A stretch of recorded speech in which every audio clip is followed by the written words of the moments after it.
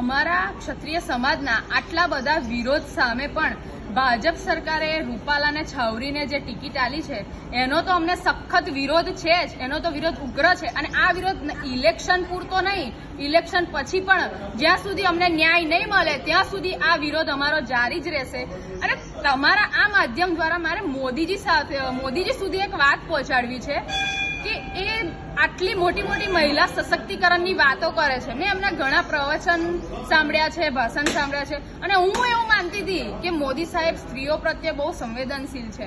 કારણ કે એમના ભાષણમાં પ્રવચનમાં મેં જોયું છે કે જ્યારે મહિલાઓની દુઃખની વાત આવે છે ને ત્યારે ભાવુક થઈ જાય છે, એમની આંખોમાંથી આંસુ પણ મેં જોયા છે.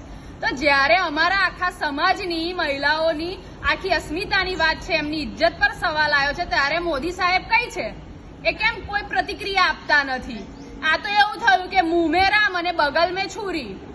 અને મારે કેવું છે, આ એક ઘમંડી સરકાર છે, જે ભાજપ સરકાર છે, ઘમંડી સરકાર છે. એને ક્ષત્રિયની જરૂર નથી એવું લાગી જ રહ્યું છે. અને એ લોકો એવું અમને બતાડે છે કે અમારે ક્ષત્રિયની જરૂર નથી. કેમ? તો એ લોકો એમ આ બધું જે છે સરકારી પ્રશાસનોનો ઉપયોગ કરીને એ લોકો અમારા આંદોલનને દબાવવા માંગે છે. પણ ભાઈ, અમે તો ક્ષત્રિય છે ને, અમારો ધર્મ જ છે લડવું. એમ અમે ચાહે રણ મેદાનમાં લડતા હોઈએ કે ઉપવાસ પર બેસીને લડતા હોઈએ, અમારા શસ્ત્ર બદલાયા છે, અમારું લોહી બદલાયું નથી.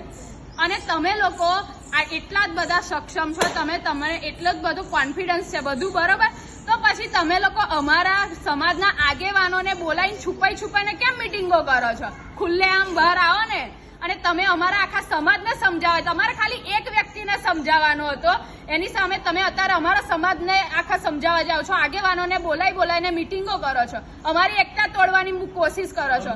પણ જ્યારે ક્ષત્રિય સમાજ એક થાય ને ત્યારે એમાં કોઈનું ચાલશે નહીં. અને અમે બધા અત્યારે ક્ષત્રિયો એક જ છીએ.